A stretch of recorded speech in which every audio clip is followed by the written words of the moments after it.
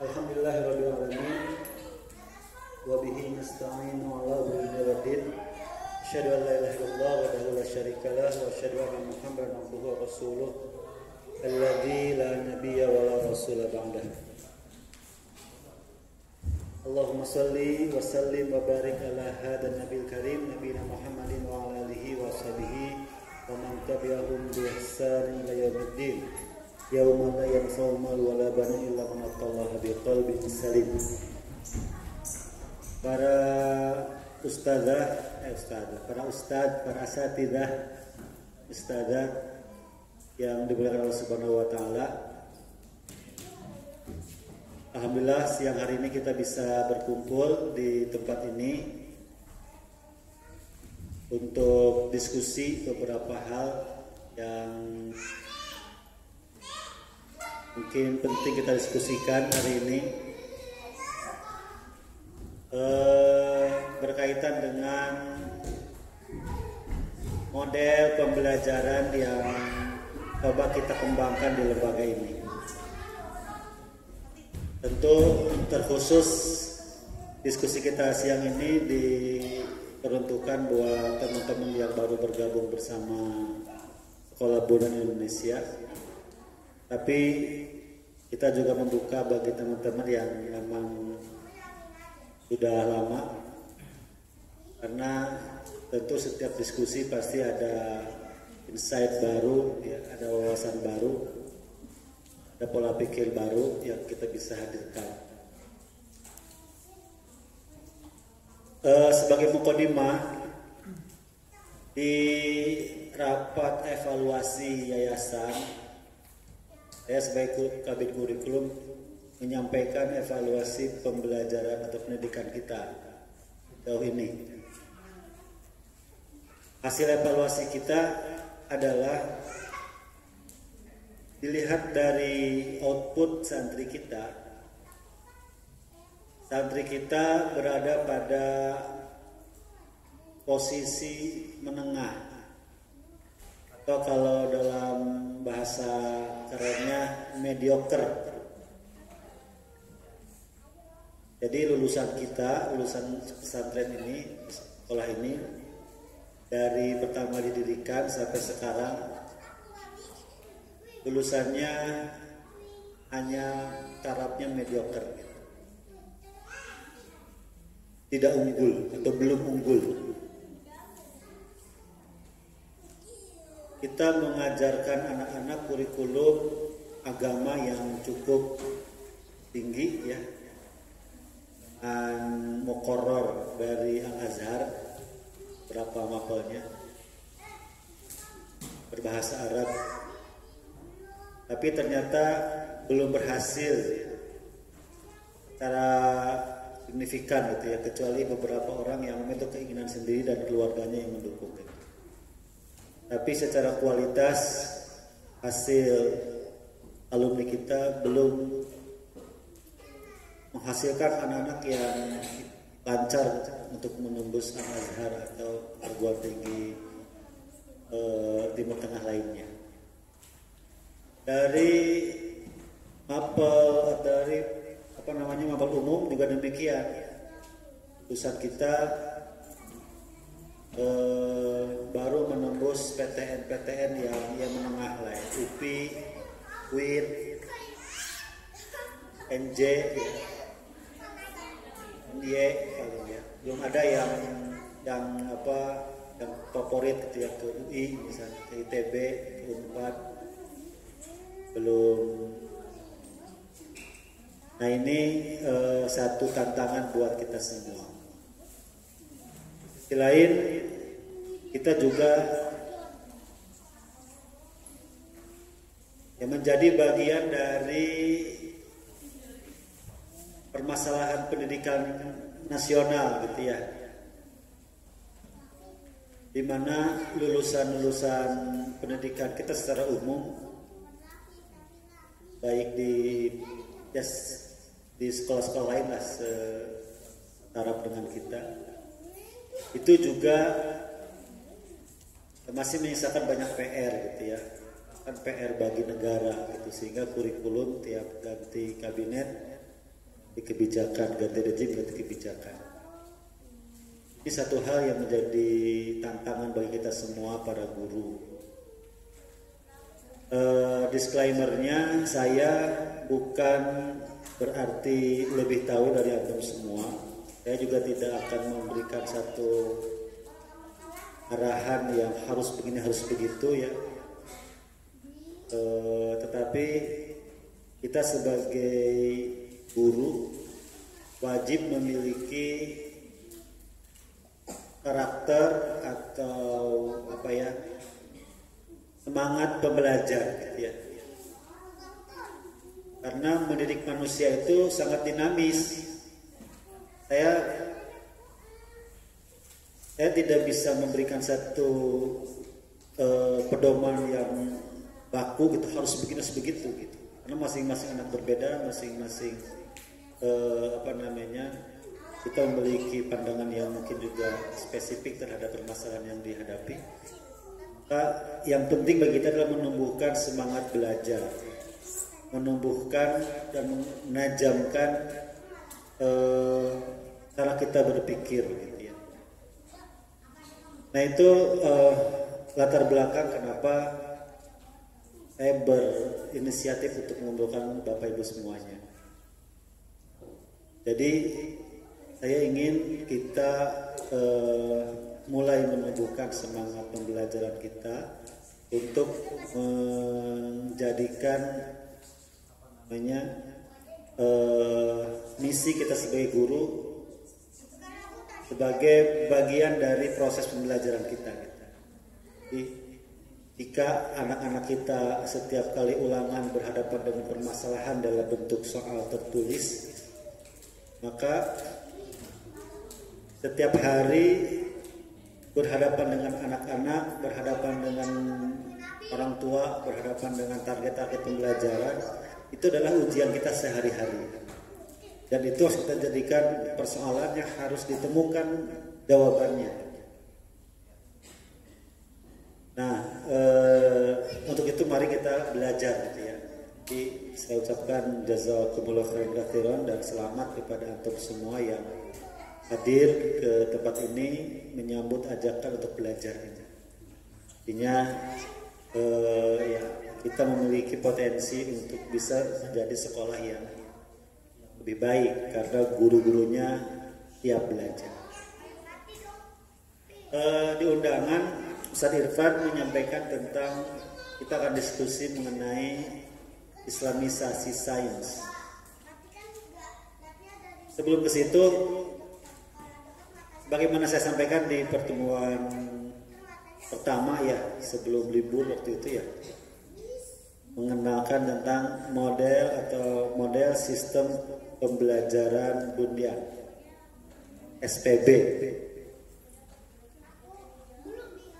Dari Bunda Jauharah sebagai penggagas konsep tersebut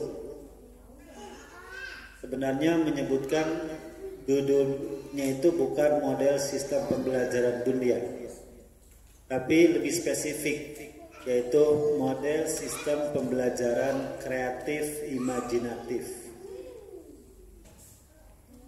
Model sistem pembelajaran kreatif imajinatif.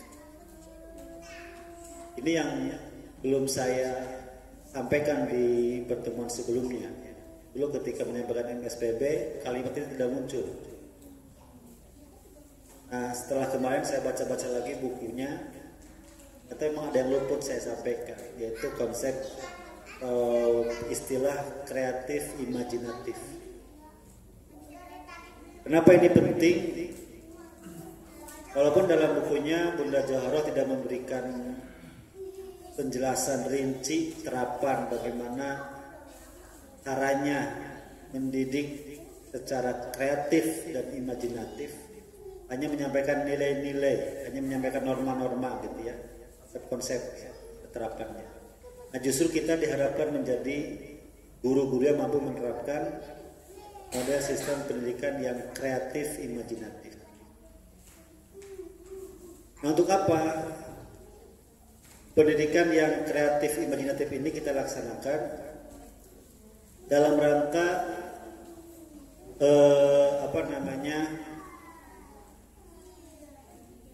kita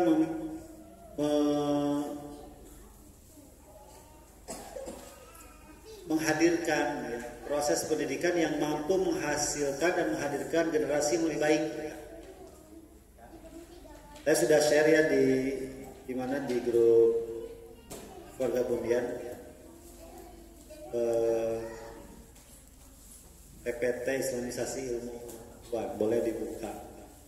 Kita menyediakan fokus, soalnya layarnya jatuh, jadi lama kalau jadi bolehlah dibuka di masing-masing HP-nya.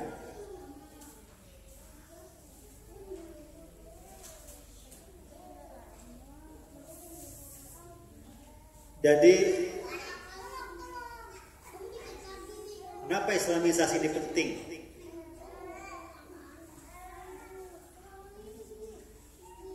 Itu pertanyaan. Nah, apakah ilmu pengetahuan itu netral dan bebas nilai?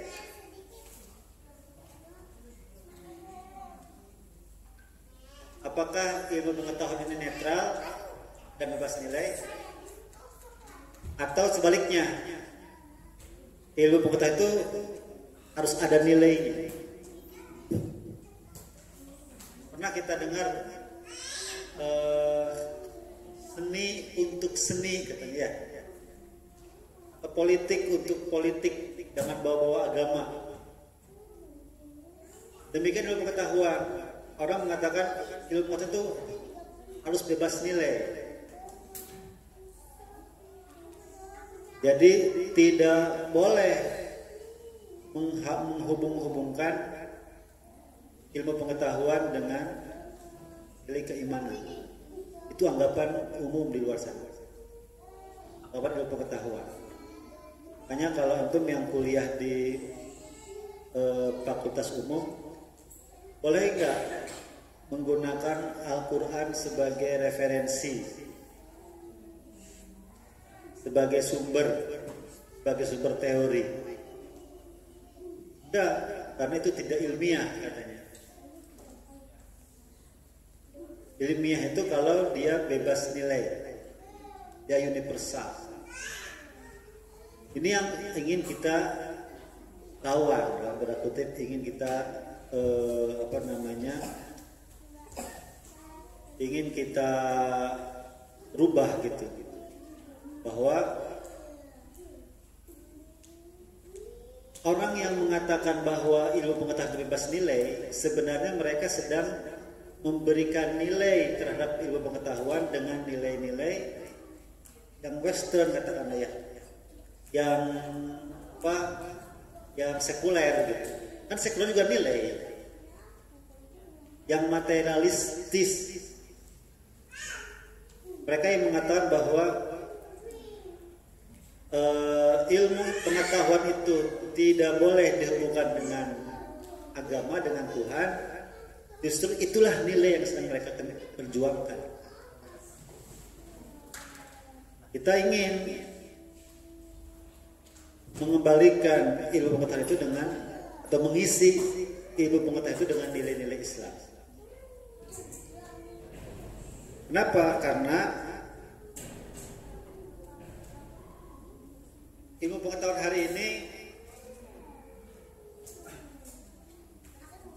kita berhadapan kepada satu fenomena tentang ilmu pengetahuan, perkembangan ilmu pengetahuan. Yang pertama, dia corruption of knowledge. Jadi ilmu pengetahuan ini dikorupsi. Orang Barat sebenarnya ketika mereka menyampaikan ilmu pengetahuannya, tidak semuanya disampaikan kepada kita secara terang-terangan. Ada banyak hal yang ditutup-tutupi. Ada hal yang tidak disampaikan sebagaimana mestinya. Terutama kalau kita belajar mengkaji sejarah. Misalnya yang diajarkan dalam ilmu pengetahuan kita, penemu atau yang pertama kali membuat pesawat siapa? Siapa namanya? Saudara teh yang pertama melakukan dicoba terbangan apa? White bersaudara ya, itu white ya. Padahal jauh sebelum mereka Ibnu Firnas lebih dulu itu. Atau Kopernikus yang mengatakan bumi itu bulat, itu jauh sebelum itu orang-orang Muslim sudah mengatakannya. Tapi Barat kemudian tidak membuka itu. Mereka ada korupsi pengetahuan. Yang kedua, loss of adab. Ilmu pengetahuan yang didasari oleh materialisme, tujuannya bukan untuk keberadaban, kemanusiaan, tapi untuk materialis, untuk materi, untuk kapitalisme. Kalau kita sekarang dengan enak dan suka hati, senang hati menggunakan handphone yang menggunakan litium, tahu nggak bahwa di Afrika, di Kongo kalau nggak salah, di sana ada penambangan kobalt yang menjadi bahan bagi litium ini. Ribuan orang Afrika sehari-hari ngumpulin material mineral tersebut yang sangat berbahaya. Itu tidak dibuka. Yang penting mereka mendapatkan bahan baku kobalt tersebut, kemudian bisa diproduksi, dijual dengan keuntungan yang besar. Padahal di balik itu kerusakan alam, kerusakan kemanusiaan demikian parah. Sekarang Indonesia sedang diporotin nikelnya, ya sama untuk baterai. Nah, itu kan loss of adab, tidak menggunakan adab lagi. Yang penting ilmunya, yang penting pengetahuan mereka bisa menghasilkan uang dan menguntungkan mereka. Yang ketiga, ilmu pengetahuan itu menghasilkan confusion ya, kebingungan bagi bagi yang mempelajarinya. Kalau kita suka nonton YouTube ya, ada diskursus misalnya tentang fisika kuantum ya. Yang pada awalnya ketika Newton mengatakan tentang teori gravitasi, ya menganggap hukum tersebut berlaku untuk semua hal. Tetapi ternyata ketika digunakan hukum tersebut untuk mengukur ya dunia kuantum, itu tidak berlaku apa-apa. Dan banyak hal yang belum ditemukan oleh manusia, sehingga manusia buntu dalam pengetahuan. Nah, oleh karena itu Islam harus hadir untuk menjawab semua itu, menjawab kebingungan, menjawab ketidakberadaban ya, dan mengembalikan ilmu pengetahuan kepada hakikat sesungguhnya, tidak dikorupsi gitu, hak-hak kita. Terus menyampaikan bahwa ilmuwan Islam sangat berjasa kepada perkembangan ilmu pengetahuan. Ya, kalau kita buka buku-buku sains di buku pelajaran di sekolah, ya, di penerbit manapun, pasti yang namanya Galileo, yang namanya Darwin itu pasti muncul. Tapi Al-Khawarizmi, Ibnu Sina, ya Ibnu Firnas gitu ya, nggak pernah tuh muncul. Mereka nggak adil, nggak beradab. Nah ini yang ingin kita kemudian kembalikan kepada porsi pendudukannya yang harusnya. Maka tantangan bagi guru Bunyan adalah kita diharapkan tidak hanya mengajari anak dengan buku yang kita pegang. Wawasan ilmu pengetahuan Islam kita harus luas.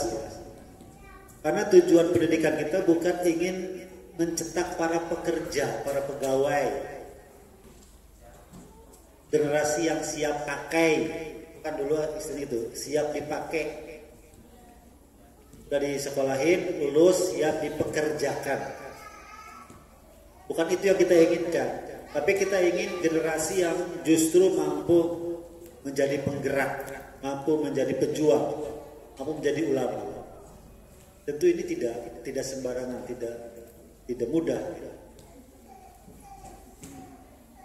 Dibutuhkan sosok-sosok guru yang inspiring, yang mampu menginspirasi, yang mampu menjadi guidance, yang mengarahkan. Seringkali seseorang terinspirasi oleh guru. Saya pernah share dulu di grup tentang podcast atau podcast masalah ya, Helmi Yahya dengan Andi F. Noya. Jadi yang membuat Andi F. Noya menjadi penulis, menjadi wartawan gitu ya, itu adalah karena dia ditemukan bakatnya oleh guru kelas 4-nya kalau nggak salah. Jadi ketika guru memberikan tugas kepada anak-anak didiknya, ketika itu disuruh tugas menulis, ya, teman-temannya cuma selembar juga sudah mentok. Andi F. Noya nggak selesai.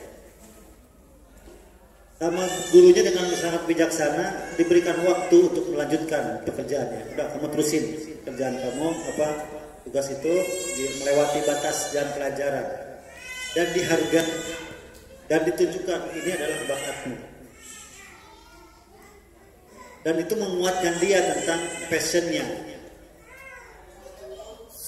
Nah itu yang harus kita miliki, ya, sense orang guru pendidik yang memiliki ya kemampuan mendidik seperti itu, gitu, inspirasi bagi anak-anak ini. Nah di slide yang ke ini berapa nih? 4 ya. Pengajaran sains saat ini yang kita ini kan yang pertama minus fakta sejarah tadi. Seringkali kita belajar sains apalagi hitung-hitungan, kadang anak-anak gak ngerti gitu. 1 tambah 1 2 itu gak ngerti. Pokoknya kata guru seperti ya ikuti aja. Ya, belajar matematika itu tidak berdasarkan pemahaman, apalagi sejarahnya gitu. Ada sejarahnya. Ujung-ujung anak harus bisa ngitung bahwa 1 tambah 1 2, 2 tambah 2 4, 4 tambah 4 8 terus gitu. Itu maksudnya apa? Kenapa begitu? Nah, nggak harus tahu, karena begitu aja. Nah ini pembelajaran seperti ini nanti ujungnya tidak menghasilkan kreativitas.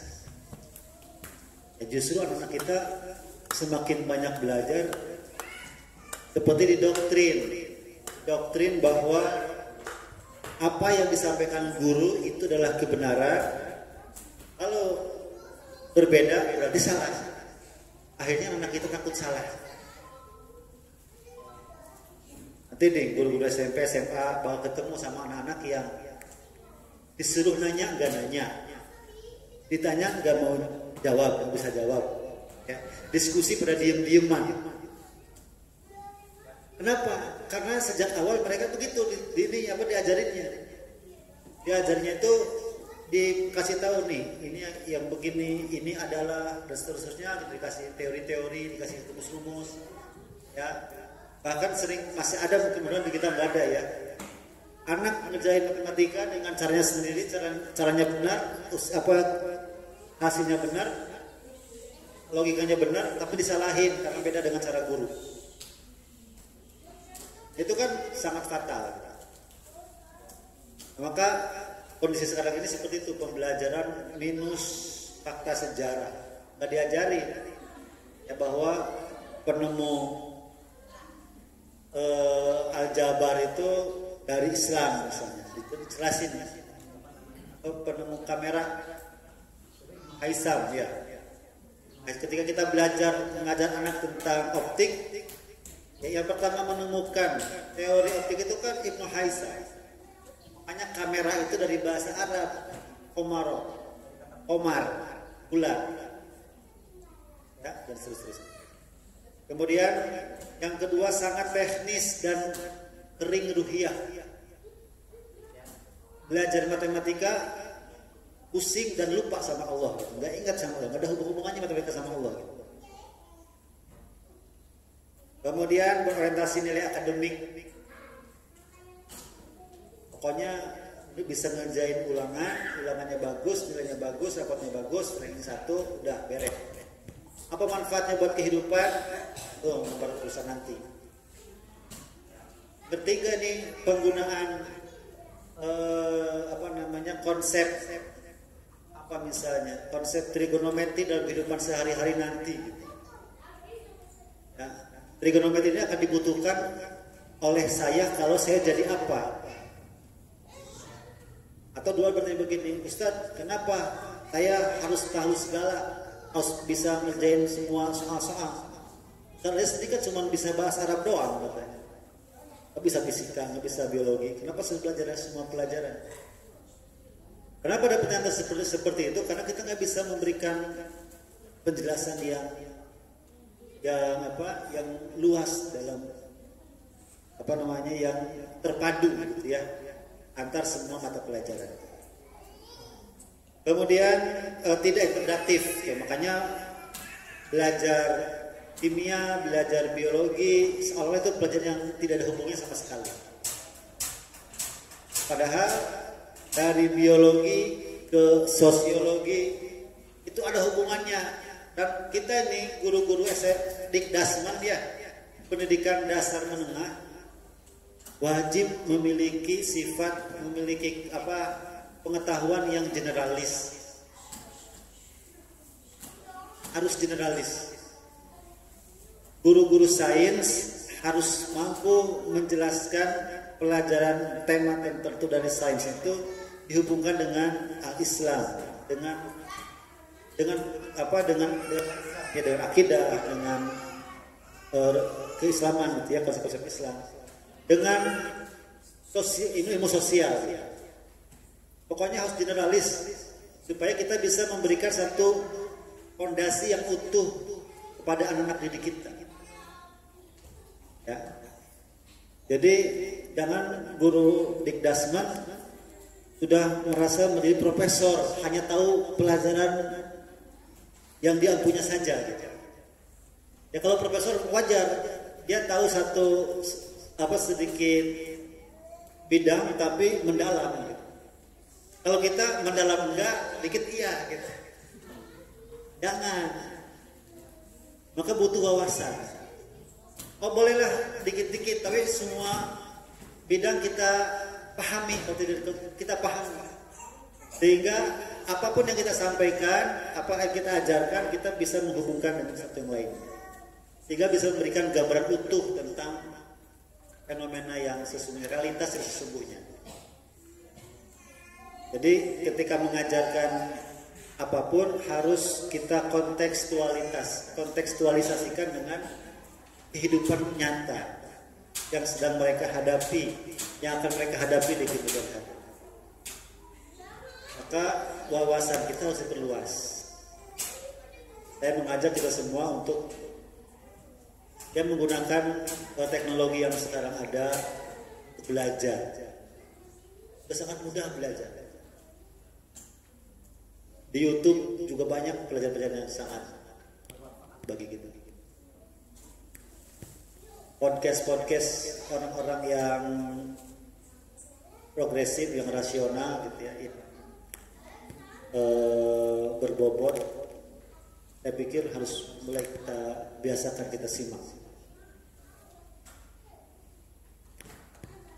Kemudian dibatasi pemahaman pengajar sains, ya tentu itu yang saya sampaikan. Kalau kita gurunya terbatas pemahamannya, maka ya anaknya juga akan mentok gitu. Nanya ke siapa lagi? Kita tahu guru gembul ya.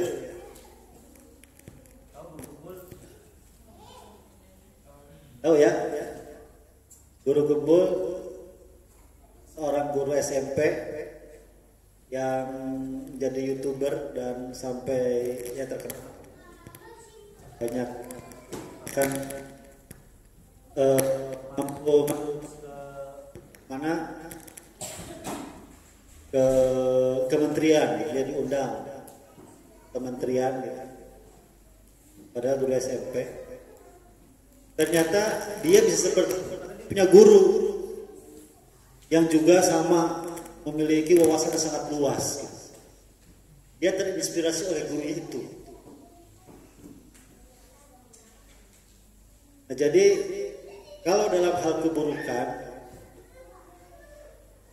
terkadang ada berlaku pepatah guru kencing berlari, guru kencing berdiri, milik kencing berlari.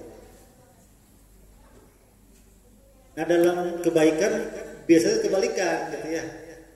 Kalau gurunya wawasannya sedikit, agak mungkin wawasan anaknya jadi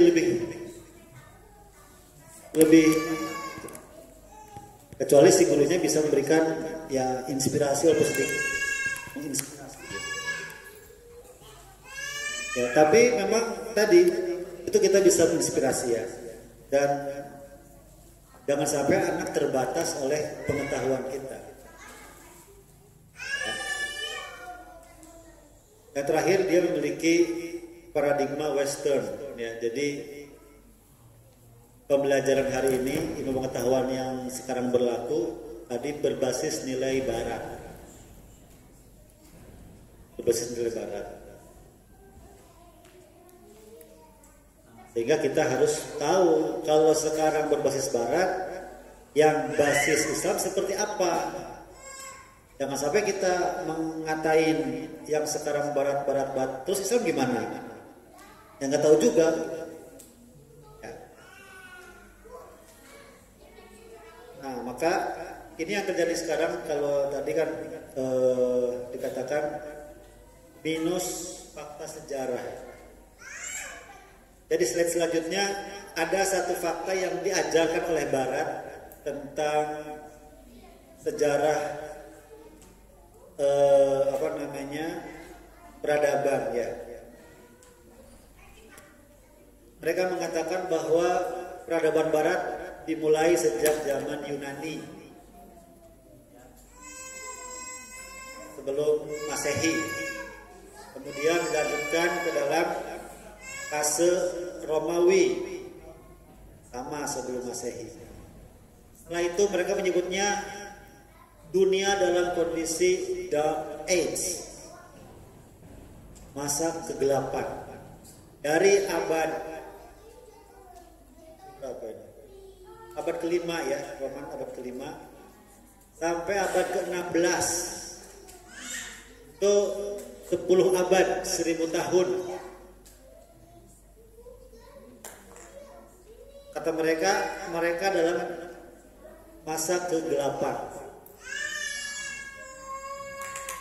Cuma itu yang disampaikan. Tiba-tiba abad ke-16 mereka menemukan atau memulai yang disebut Renaissance, kebangkitan. Apakah Renaissance itu bangkit dengan tiba-tiba ujuk-ujuk, oh iya ya, saya tuh sebenarnya pinter, lupa, ingat lagi sekarang. Apa yang membuat atau yang menyambungkan peradaban Roman di abad ke-5 sehingga abad ke-16 Barat bisa kembali lagi bangkit? Apakah mereka bangkit dengan sendirinya? Tiba-tiba insaf, tiba-tiba sadar, oh iya, saya tuh sebenarnya pinter. Kemudian abad ke-18-19 ada revolusi industri, dan abad ke-20 sampai hari ini mereka menguasai peradaban modern. Ada yang ditutupi oleh mereka, yaitu 1000 tahun, ya, dari abad ke-5 sampai abad ke-16. Itu yang sebenarnya di slide selanjutnya ditunjukkan. Saat orang-orang Barat itu berada dalam kegelapan, masa Dark Age, justru itu adalah masa keemasan peradaban Islam. Itu yang ditutupi, itu yang dikorupsi oleh peradaban Barat, sehingga membuat kita kaum muslimin gak percaya diri, inferior, ya enggak? Apalagi kita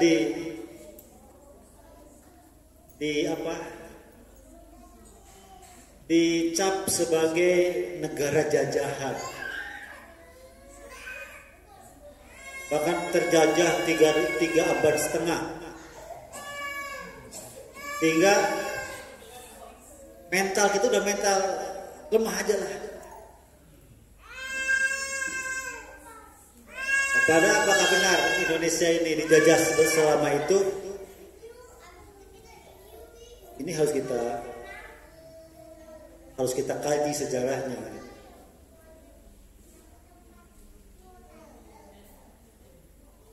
Ya. Nah ini kita sebagai guru-guru di sekolah Islam, khususnya sekolah Bunyan Indonesia, harus mampu menumbuhkan semangat percaya diri, identitas sebagai seorang muslim yang membanggakan. Karena sejarah kita sejarah kegemilangan gitu. Ini penting. Karena ya selama ini kalau kita banding-bandingkan sekolah-sekolah yang kemudian berprestasi, mayoritas sekolah-sekolah non muslim, ya enggak? PK, apalagi gitu-gitulah, ya, terutama yang Katolik. Kenapa kita selalu gagal? Karena kita tadi diantaranya kita sudah inferior duluan, kita udah per duluan gitu. Atau kita udah ya udahlah, kita mau udah begini aja. Okay. Nah, ini semangat ini yang pertama harus kita bangun. Semangat bahwa kita adalah kaum muslimin ini, apa namanya, kalau kemarin saya sampaikan di sini di hadapan santri kelas surat Ali Imran ayat 135 ya. Wala tahinu wala tahzanu wa antumul a'launa in kuntum mu'minin. Janganlah kalian merasa hina, janganlah kalian merasa sedih, wa antumul a'launa in kuntum mu'minin. Padahal kalian adalah orang-orang yang berderajat tinggi, memiliki kemuliaan jika kalian beriman. Nah ini yang pertama harus kita kuatkan keimanan. Jadi pembelajaran kita, apapun pelajarannya, harus menumbuhkan kekuatan iman bagi anak-anak kita sehingga mereka memiliki semangat, memiliki izzah, kemuliaan, harga diri, gitu ya. Yang kedua, untuk aspek sejarah ya. Artinya kita harus memiliki semangat itu.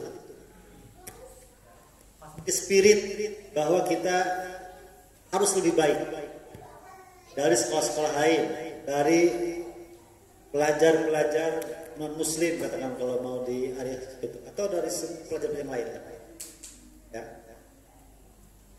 Nah maka sekali lagi salah satu yang harus kita diskusikan dan kita sampaikan adalah tentang Islamisasi sains. Basisnya adalah bagaimana kita menghidupkan sains, menghidupkan ilmu pengetahuan dengan basis nilai-nilai Islam. Ya, secara ringkas, secara sederhana kalau dibanding-bandingkan, ya slide selanjutnya, kalau sains perbandingan sains Islam dengan sains Barat modern adalah yang pertama, alam menurut sains Islam adalah alimul ghaibi wasyahadah. Alam syahid dan alam ghaib. Sementara sains modern hanya mengakui alam syahadah saja.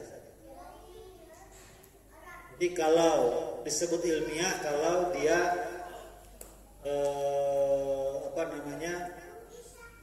rasional, logis dan empiris, bisa dialami,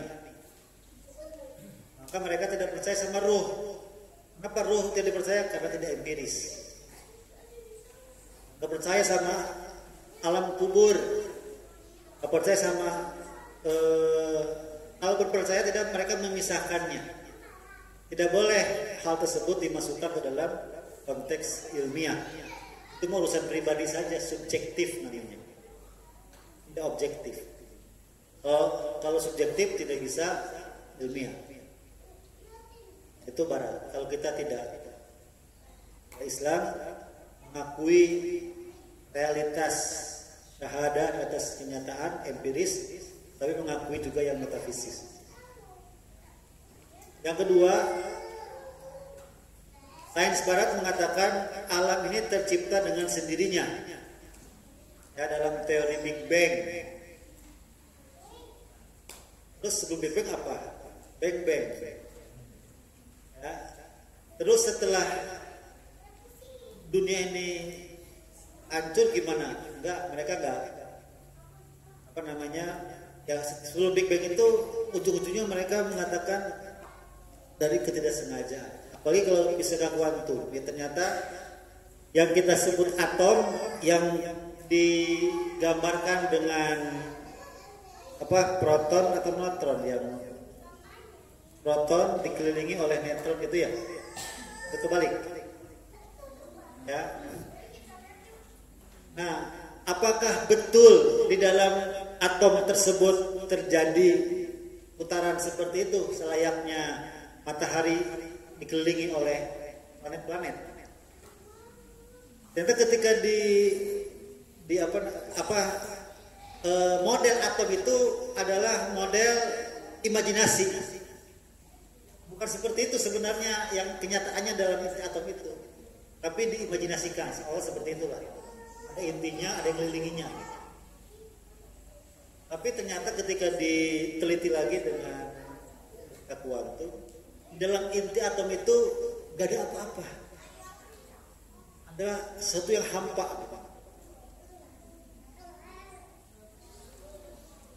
Jadi mereka menyimpulkan akhirnya terus siapa yang menciptakan semua ini? Mereka masih bingung.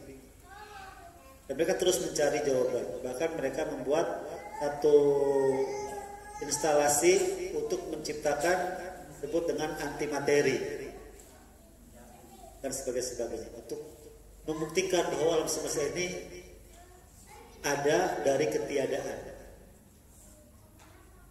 Kalau kita kan yakin bahwa yang menciptakan adalah Allah Subhanahu. Yang ketiga, sumber ilmu adalah, kalau dalam sains barat, sumber ilmu adalah indera dan akal. Indera itu empiris, kelihatan, terasa, teraba, terlihat, ya, terdengar. Dan akal kalau logis, kalau rasional. Kalau nggak rasional, kalau nggak bisa diindra, maka itu bukan. Tadi wahyu tidak bisa diterima sebagai sumber ilmu pengetahuan bagi barat.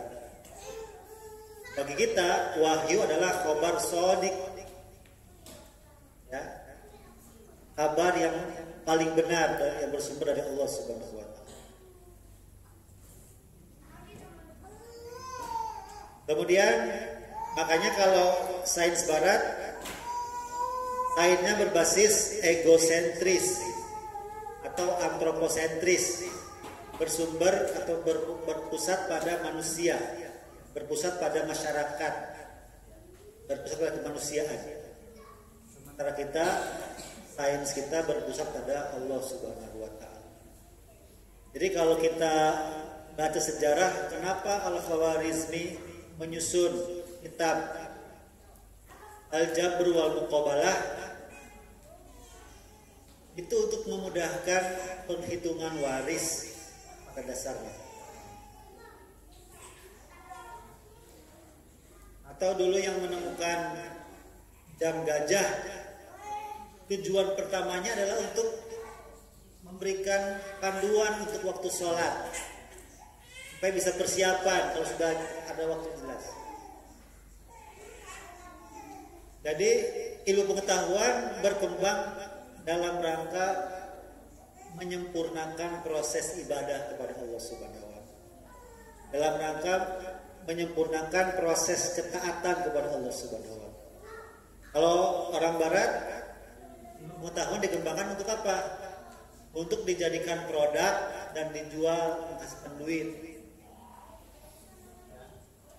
Mereka bersemangat menciptakan alat telekomunikasi, alat transportasi, dan terus dikembangkan untuk apa? Untuk mencari keuntungan. Ya. Tujuannya kalau mereka tujuannya untuk memenuhi keinginan hawa nafsu. Tadi materi. Hari ini ilmu pengetahuan itu berjalan begitu cepat. Karena semua perusahaan mereka memiliki divisi R&D, ya, research and development, terus mempercepat, bahkan balap-balapan gitu ya, untuk mengembangkan teknologi. Sampai akhirnya menurut teori fisika ada yang disebut entropi ya. Di setiap energi yang digunakan untuk yang dihasilkan itu menghasilkan juga kebalikannya, ya, derajat ketidakteraturan, namanya entropi. Semakin besar energi yang dihasilkan, semakin besar juga efek entropinya. Jadi kalau ilmu pengetahuan ini terus dikembangkan tanpa di stop, maka sebenarnya secara tidak langsung sedang mempercepat penuaan dunia, mempercepat penuaan bumi, mempercepat penuaan alam semesta. Adapun Islam, ilmu pengetahuannya bertujuan untuk mengenal Allah dan beribadah dan bersyukur kepadanya.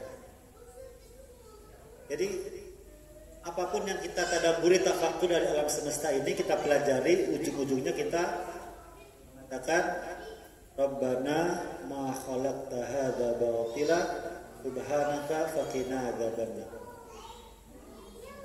Jadi ketenangan hati, ketetapan hati, keyakinan bahwa apapun yang Allah ciptakan dalam semesta ini tidak ada yang batil.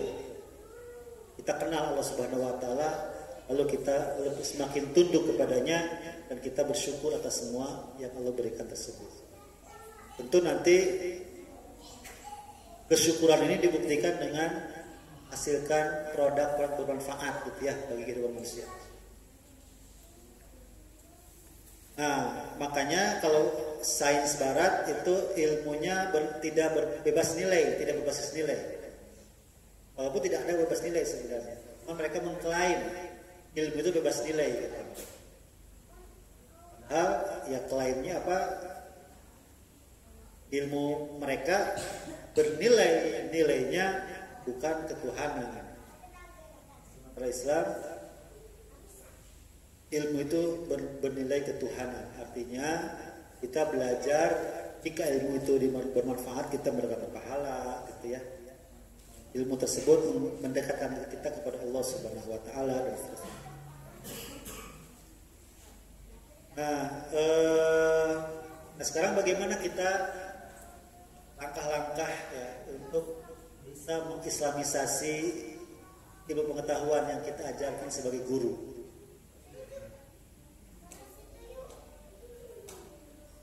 Secara prinsip ya seperti di slide yang selanjutnya yang Al-Quran, sains sosial dan sains alam. Perkembangan Islam ya tadi dari abad kelima ketika Rasul diutus sampai sampai hari ini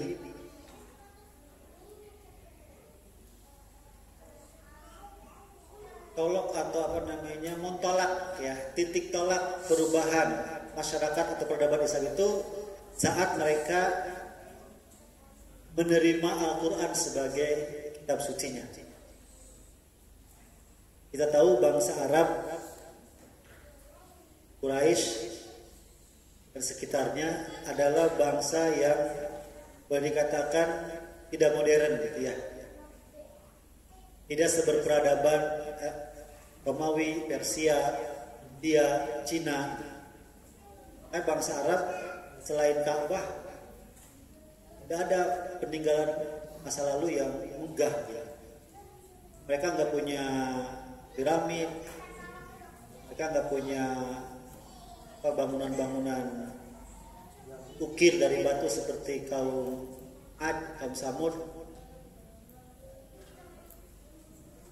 Tapi setelah Rasul diutus membawa Al-Quran, Allah arsala rasulahu bil huda wa dinil haq yudhhiruhu ala dini kulli. Dalam waktu yang sangat singkat bangsa Arab mampu berhadapan dengan semua peradaban, mengalahkan Romawi, mengalahkan Persia, ya, menguasai daratan yang sangat luas. Jadi boleh dikatakan bahwa sumber inspirasi kebangkitan Islam itu adalah Al-Quran. Nah, maka kita hari ini menjadikan Al-Quran sebagai program unggulan di sekolah ini karena kita yakin itu. Yakin bahwa Islam ini anak-anak kita akan menjadi ilmuwan Islam yang hebat kalau dia berawal dari menguasai Al-Quran.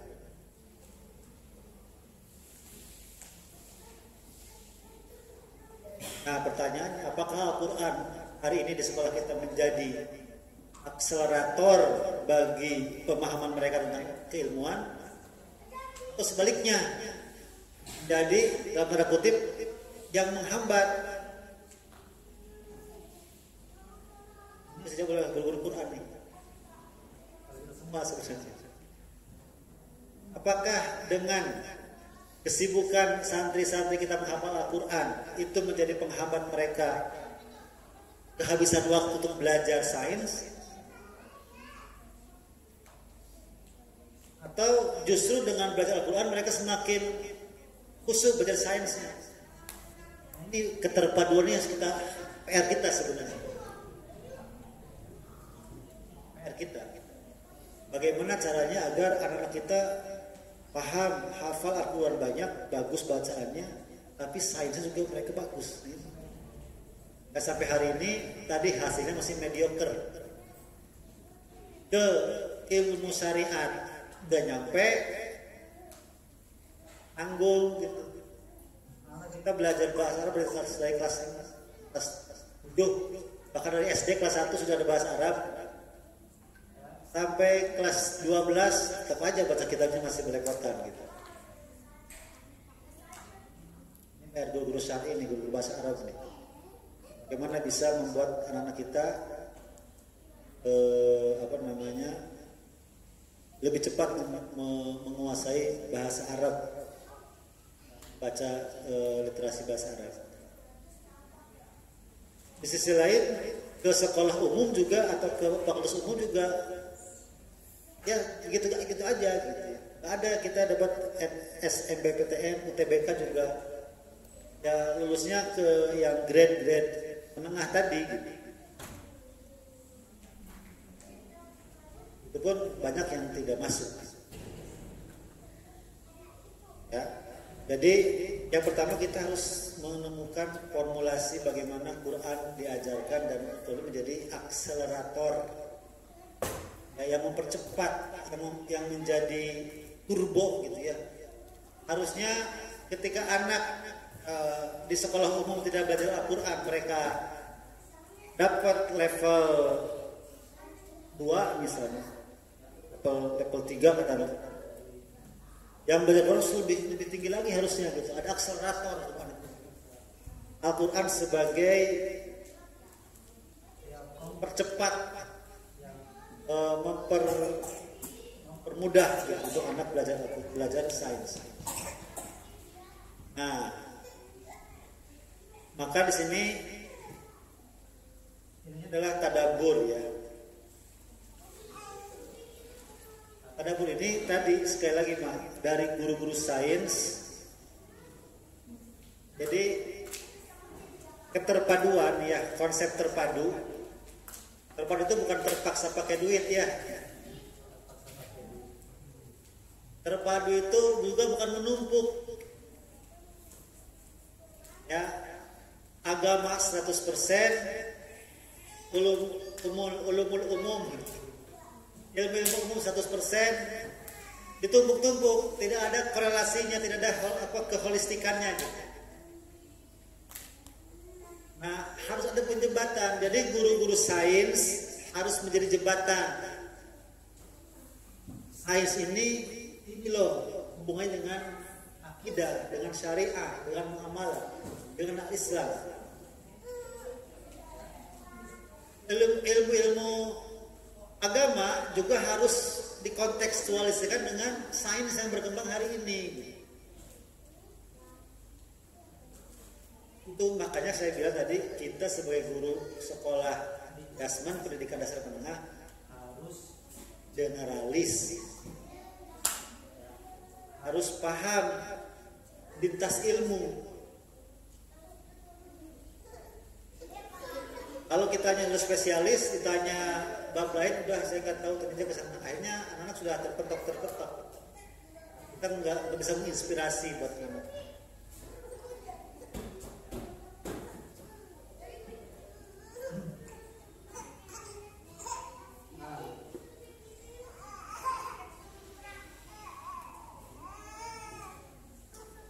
Itulah segitulah, udah kepanjangan pedimahnya.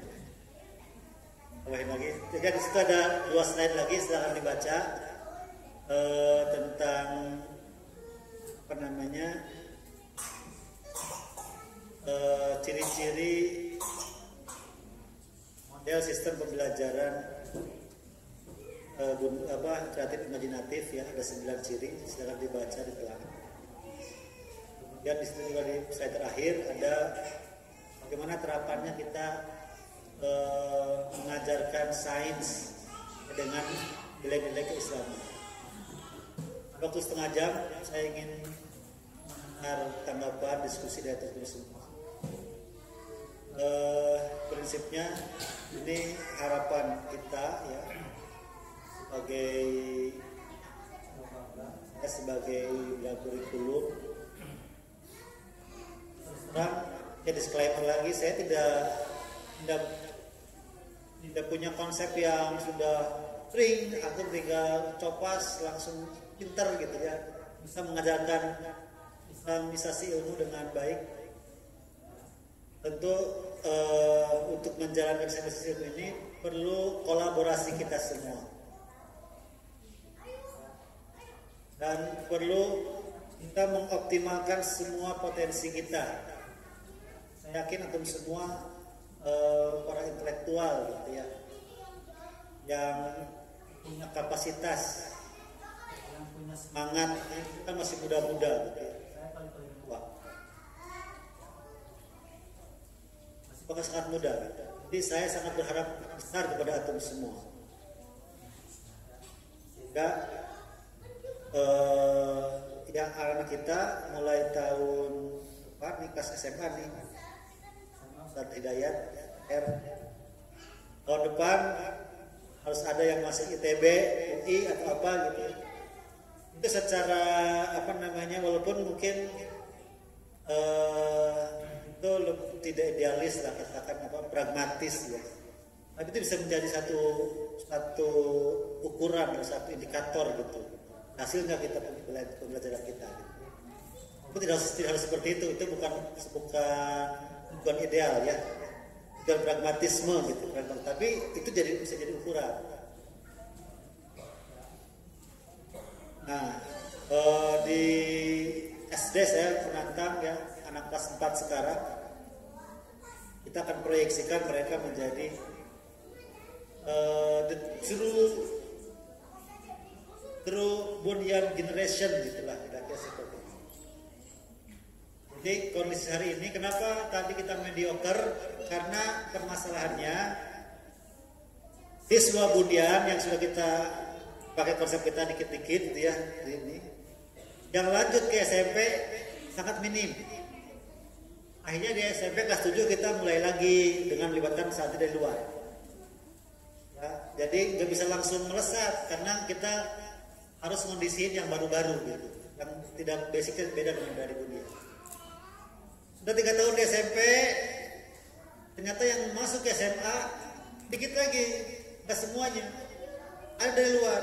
Kita ini lagi gitu, kayak bahasa Arab, kita mau lanjut pakai standar kita yang baru, ketinggalan.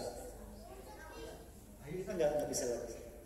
Saya harap kelas 4 sekarang ini kelas 4 sekarang itu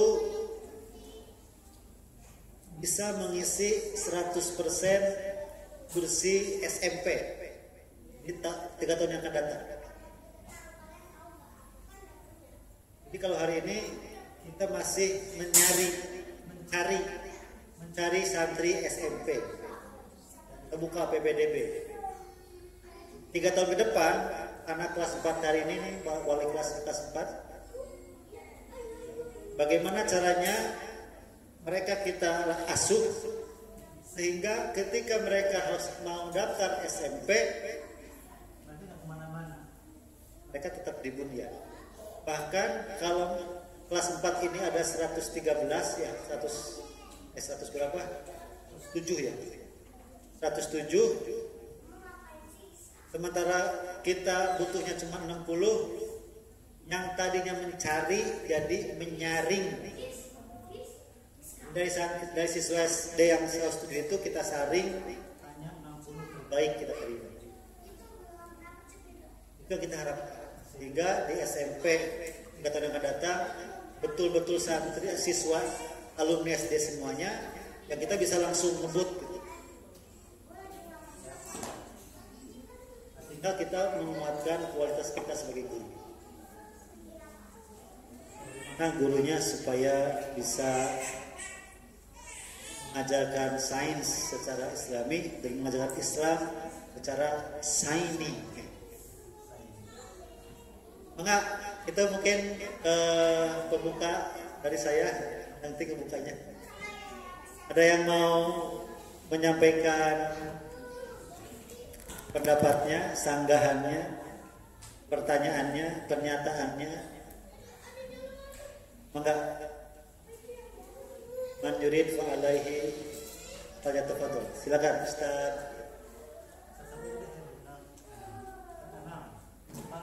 Sahabat itu bisa dipakai ini.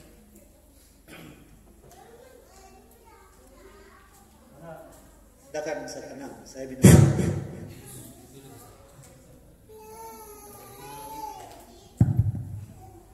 Assalamualaikum warahmatullahi wabarakatuh. Tidak usah perkenalan karena sudah perkenalan di awal.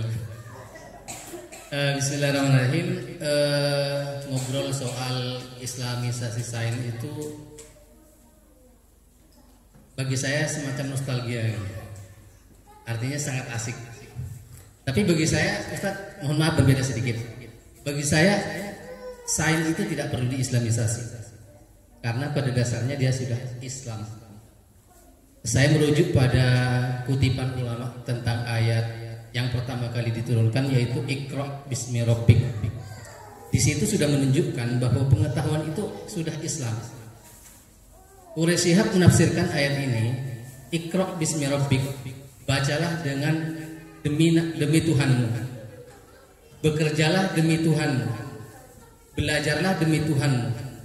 Nah, kemudian dilanjutkan oleh Al-Maraghi. Inilah kemudian yang menyebabkan bahwa pengetahuan atau sains itu tidak bebas nilai, karena di situ ada bismi rabbik. Itu yang pertama. Jadi fenomena Islami sains ini kan muncul belakangan ini. Belakangan bukan sekarang, udah lama maksudnya. Di awal-awal juga. Itu karena kenapa? Bagi saya itu karena ketidakmampuan umat Islam untuk menggunakan secara maksimal pikiran yang Allah berikan. Itu pertama. Sehingga mereka ketika lahir pemikiran-pemikiran atau temuan-temuan yang bernuansa sains, mereka tinggal carikan ayatnya atau carikan hadisnya, kemudian diklaim, oh itu sudah ada dalam Al-Quran itu. Mereka tuh klaim, tapi mereka malas untuk berpikir. Sehingga yang menemukan teori-teori itu adalah orang Barat. Nah itu, makanya di sini mari kita bareng-bareng bagaimana kemudian yang melahirkan teori itu jangan-jangan orang Barat, tapi kita, supaya sains itu tidak perlu diislamisasi. Karena dengan sendirinya kalau lahir dari orang Islam itu dia langsung Islam. Kalau menurut Muhammad Abdu itu saya pernah baca juga bahwa kenapa kemudian Islam itu terjadi kemunduran? Ya karena memang orang Muslimnya sendiri mahjub, al-Islamu mahjubun bil Muslim. Islam itu ya memang karena mundur karena orang Islamnya sendiri. Salah satu sebabnya apa? Terlalu sering mempermasalahkan hal-hal yang tidak penting. Kurangnya memaksimalkan potensi akal. Kalau saya rujuk ada 3 hal nih yang sebenarnya tidak mungkin antara satu dengan lainnya, itu kontroversi. Pertama, Allah menciptakan alam sebagai objek. Yang kedua, Allah menciptakan Al-Quran sebagai katakanlah teori ya. Kemudian yang ketiga, Allah menciptakan akal yang ada dalam diri manusia. Tujuannya apa? Akal ini adalah untuk mengkaji apa yang ada di dalam Al-Quran, dan Al-Quran itu tujuannya apa?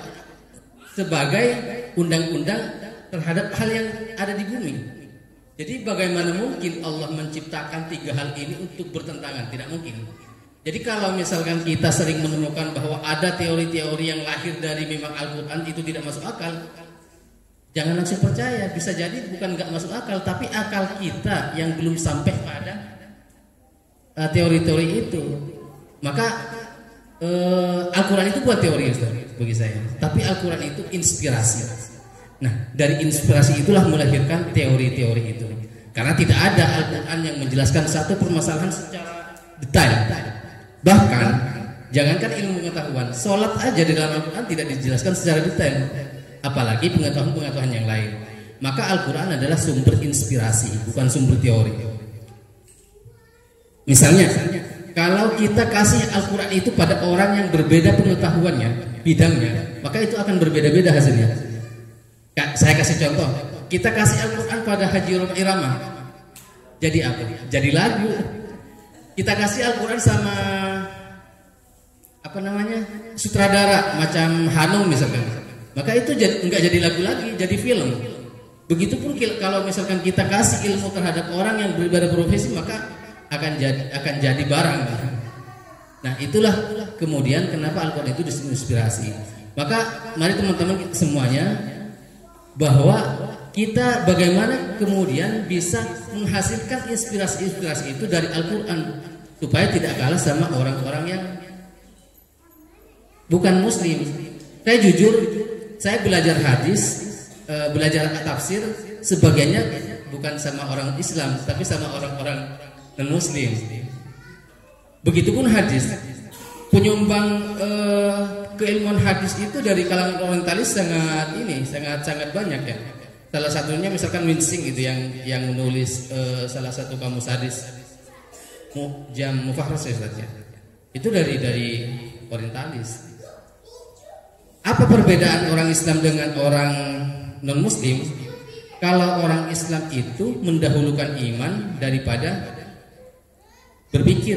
Tapi kalau orang non muslim barat itu mendahulukan berpikir daripada iman. Maka orang-orang non muslim pemikir yang masuk Islam itu Islamnya pasti kuat. Karena kenapa? Karena landasannya sudah kuat. Sudah masuk akal. Berbeda dengan kita bermodal keyakinan dulu. Ya udah. Banyak juga ini yang hanya bermodal keyakinan tidak sampai pada berpikir, mencukupkan diri pada keimanan saja tanpa berpikir. Ya udah begitu-gitu aja. Kenapa tidak maju ya begitu? Karena tidak memanfaatkan potensi akal yang Allah berikan dengan semaksimal mungkin. Dulu saya pernah baca juga, tapi ini jangan diikutin. Sebagai sebuah apa tadi motivasi semangat supaya kita berpikir. Sebenarnya ini pendapat saya bilang jangan diikutin. Sebenarnya manusia itu kalau menggunakan akalnya secara maksimal tidak butuh Al-Quran.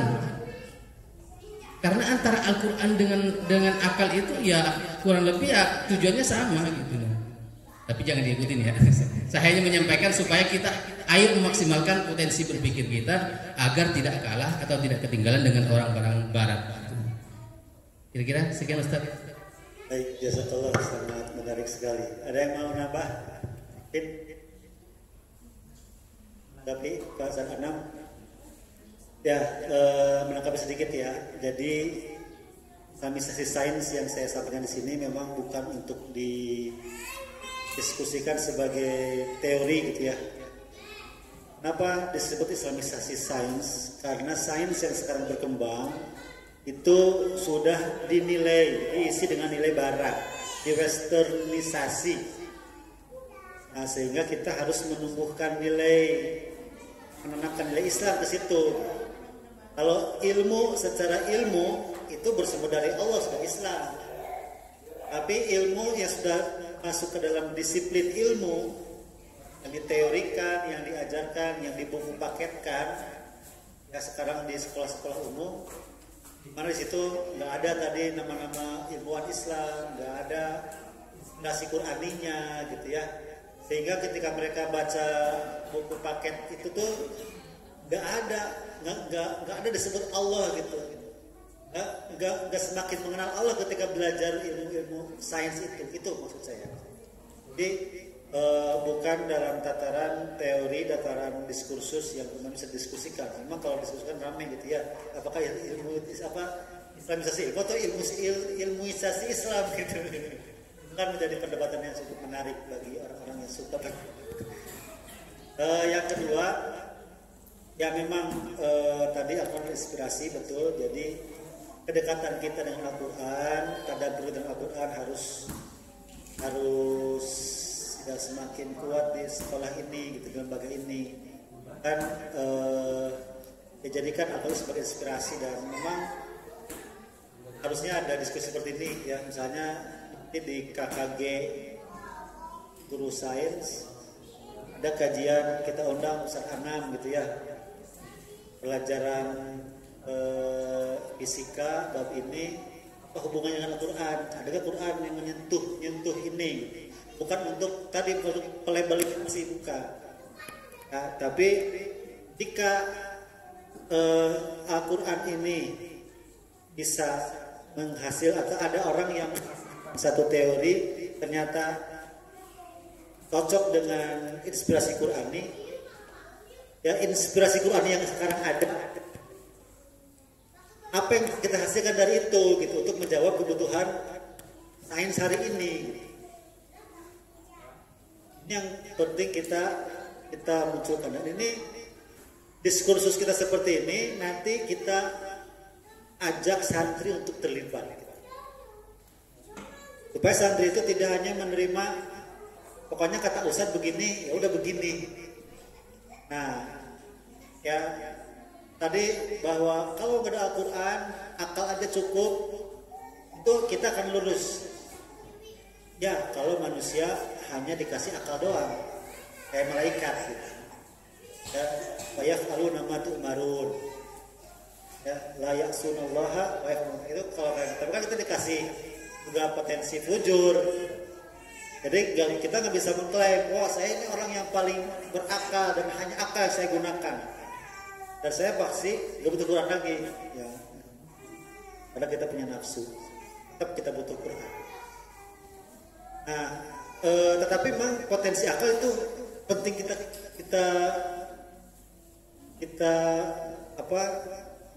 tajamkan. Kita mesti lemah di situ. Ya, tadi betul kita itu cenderung menerima dan didoktrin harus beriman dan titik setelah itu. Padahal dalam Al-Quran iman itu bukan titik akhir, iman itu titik awal. Ya, bukan illal ladzina amilus solihat wa amanu,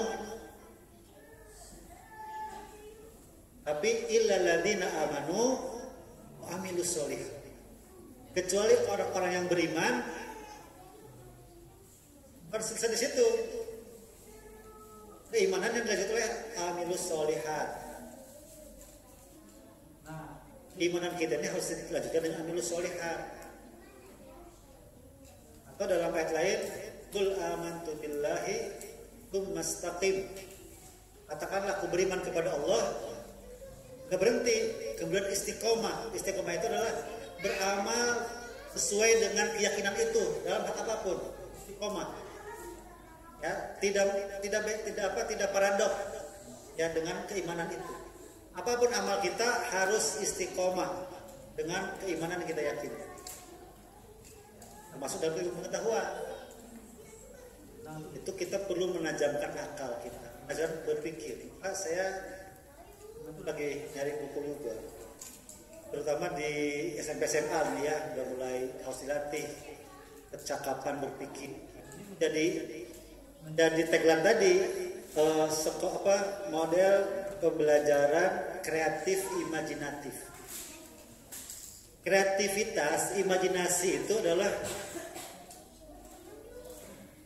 pekerjaannya akal, pekerjaannya berpikir. Kalau keterampilan berpikir anak-anak kita sangat lemah,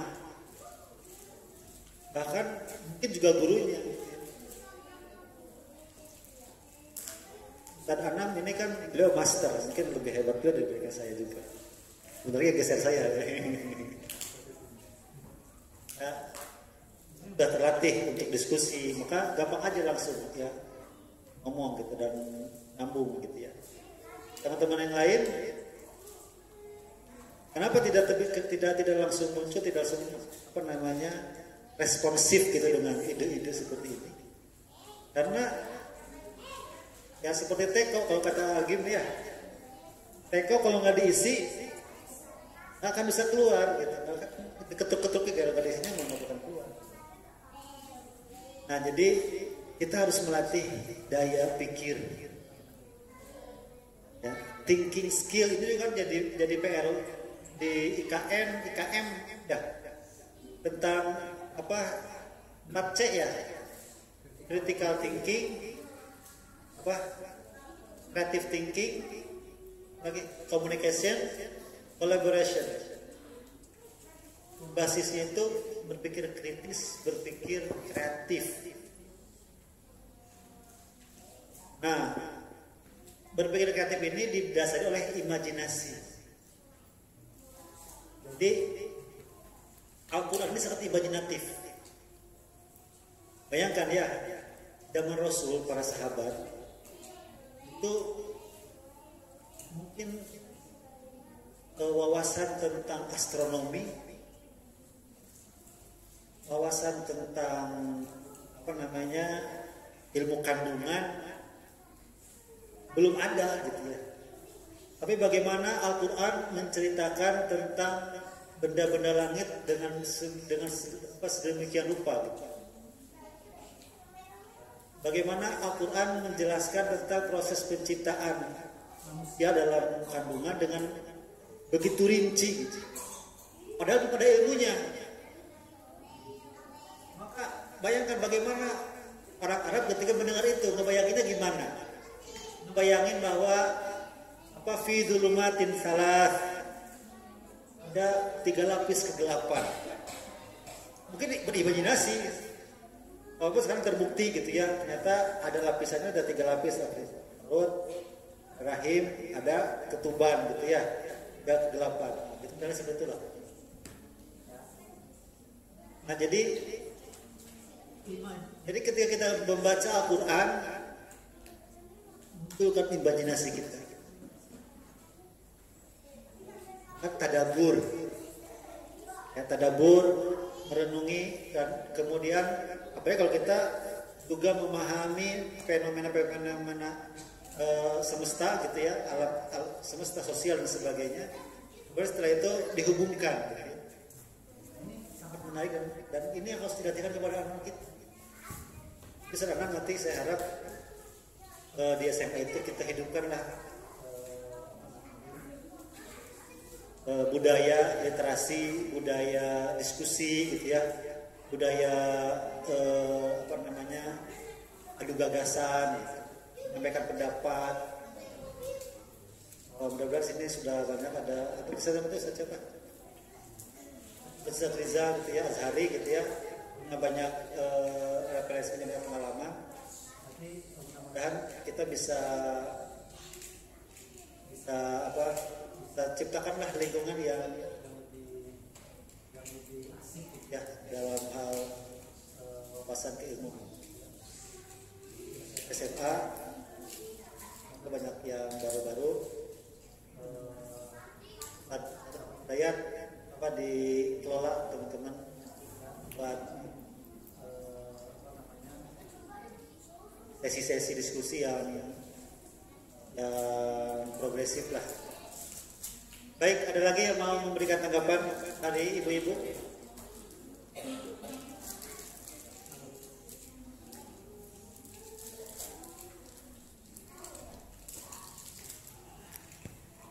Assalamualaikum warahmatullahi wabarakatuh. Nama saya Yanti dari unit SMA. Kebetulan saya baru akan mengajar insya Allah biologi dan kimia.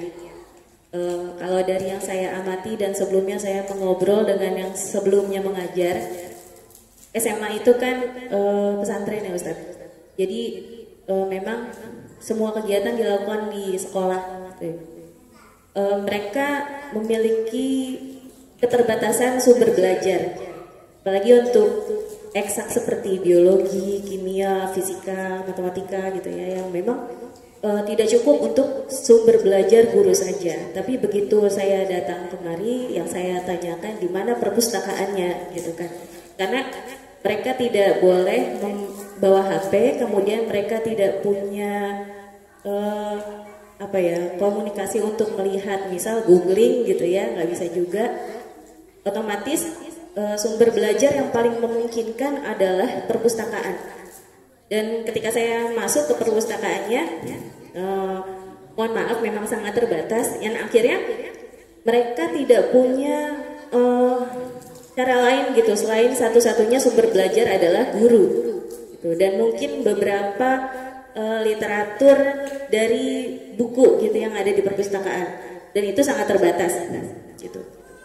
Bahkan ketika saya bertanya lagi dengan guru sebelumnya, ada yang memang untuk satu kelas itu kekurangan buku umum gitu, buku pelajarannya gitu. Dan mungkin yang saya harapkan di sini, berharapnya sih ketika memang satu-satunya sumber belajar di sekolah itu adalah guru, ditambah berharap perpustakaan bisa memadai.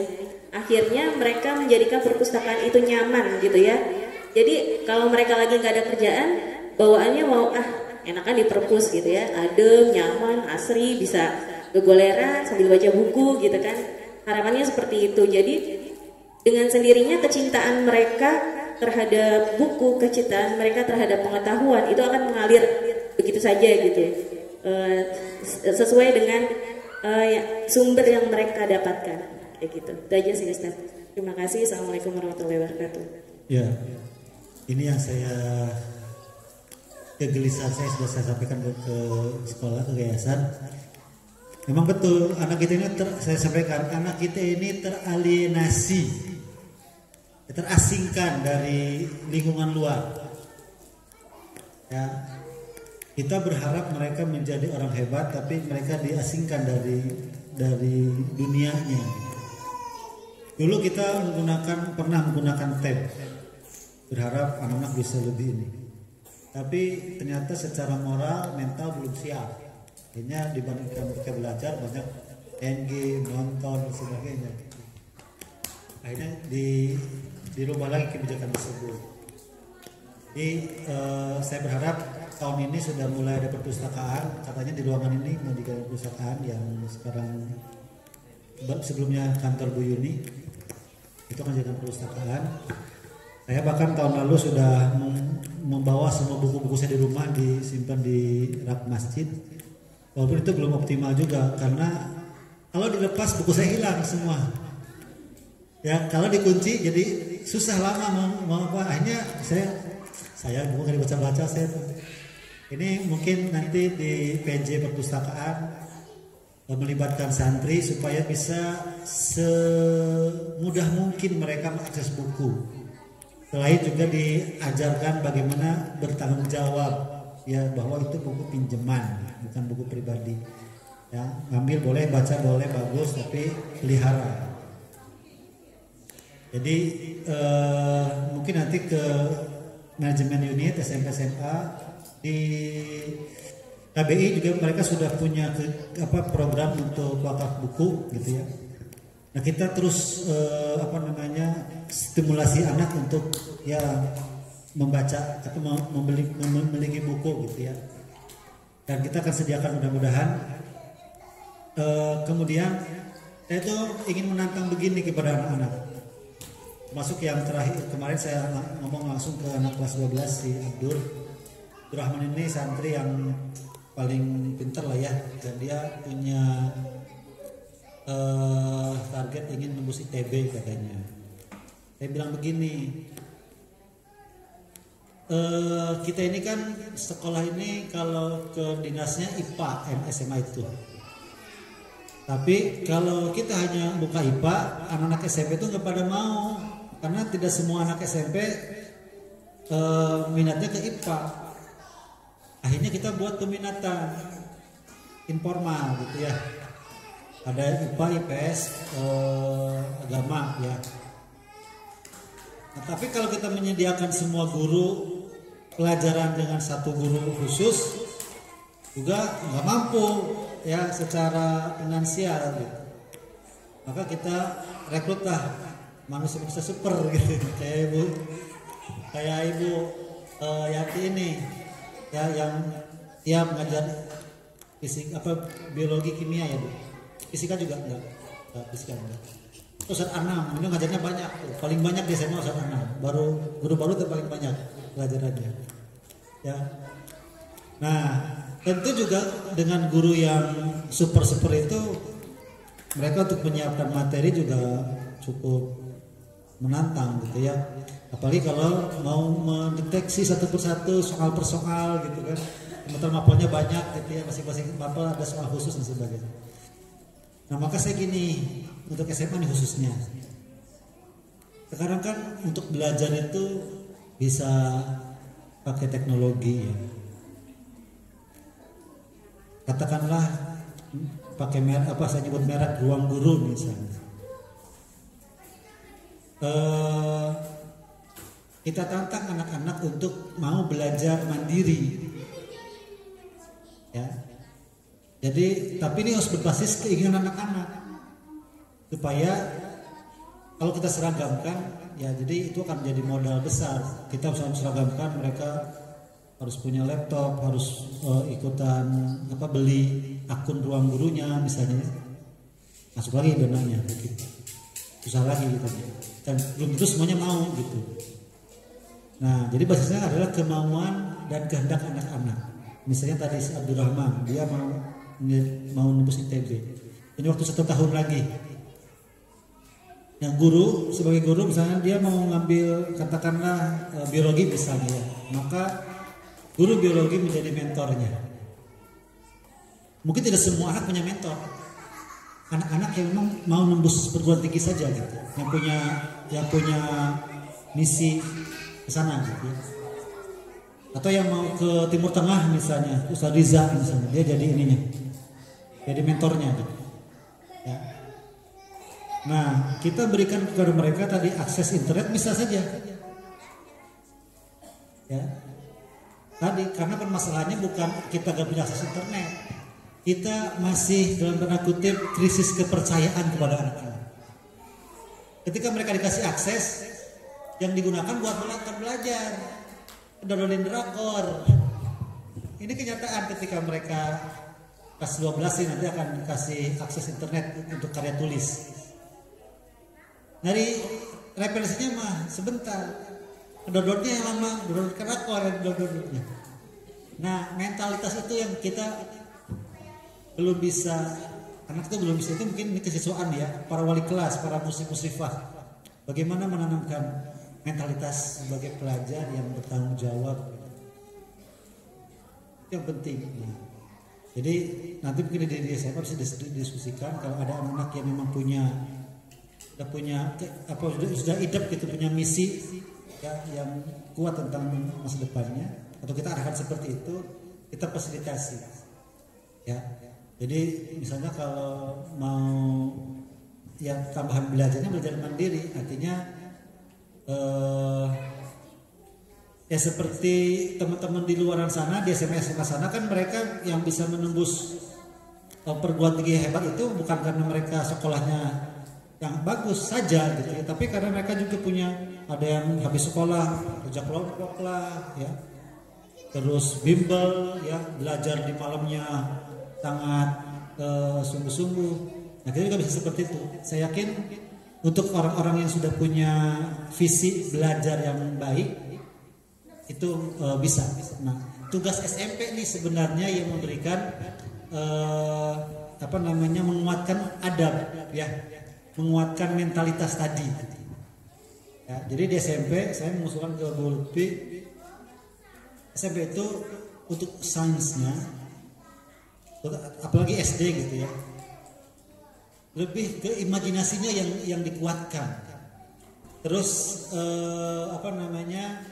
keterpaduannya, struktur pengetahuan.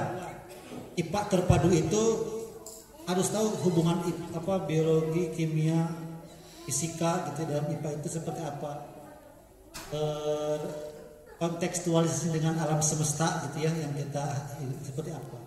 Sehingga ketika kelas 9 dia itu paham tentang realitas. Jadi anak kita ini masih banyak yang kebingungan tadi karena mungkin literasinya rendah ya, bacaannya informasinya terbatas, sehingga itu bingung. Kalau saya mau jadi metalurgi itu apa sih? Metalurgi itu apa? Nggak ngerti gitu kan? Mau punya cita-cita jadi ahli metalurgi, bagaimana? Nggak ngerti metalurgi juga ngerti, nggak baru dengar metalurgi itu apa? Ya, di fisika itu bab apa gitu? Di kimia ada nggak hubungannya? Terus kalau metalurgi nanti di dunia nyata, dunia kerja, karir kita, berkarya kita di masa depan tuh jadi apa? Metalurgi sangat penting.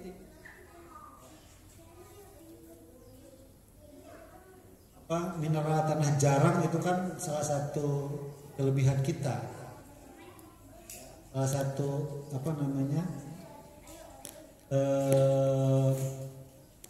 kekayaan alam kita, yang itu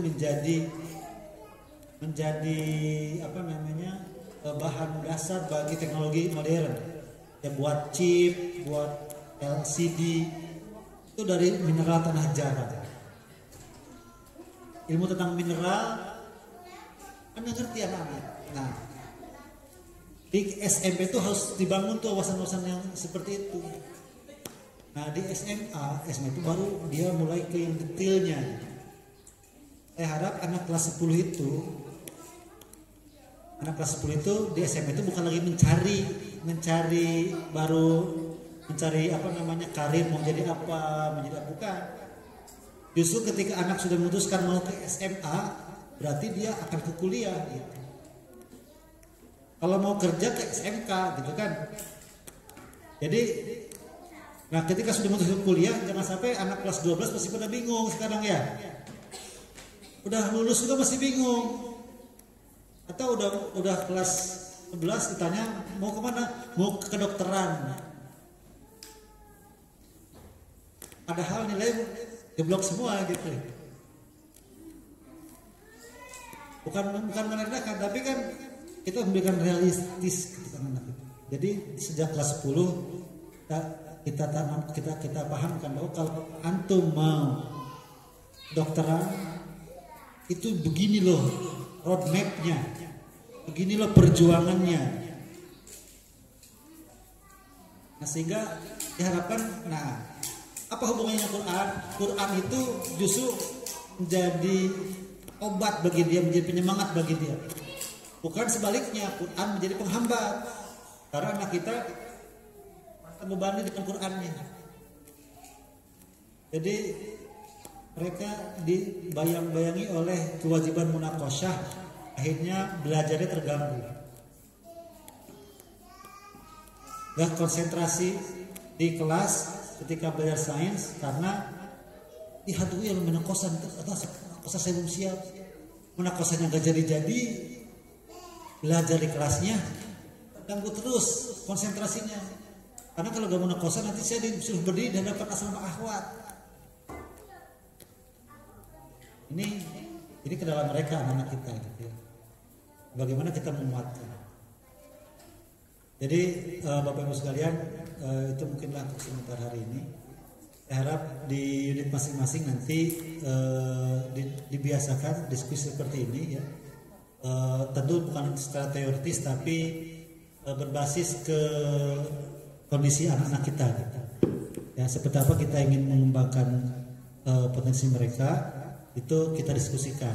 Minimal kita kelompokkan misalnya guru-guru sains ya, silakan berdiskusi gitu ya, bagaimana meningkatkan kualitas pembelajaran anak-anaknya di kelas. Sepertinya SMP SMA bisa digabung ya. Jadi KKG ilmu sains, guru sains itu gabung SMP SMA, matematika, IPA, IPS gitu ya. Kemudian guru-guru syar'i juga ya, kita berkumpul, kita diskusikan dengan sesama guru, kita kembangkan apa yang bisa kita kembangkan gitu ya.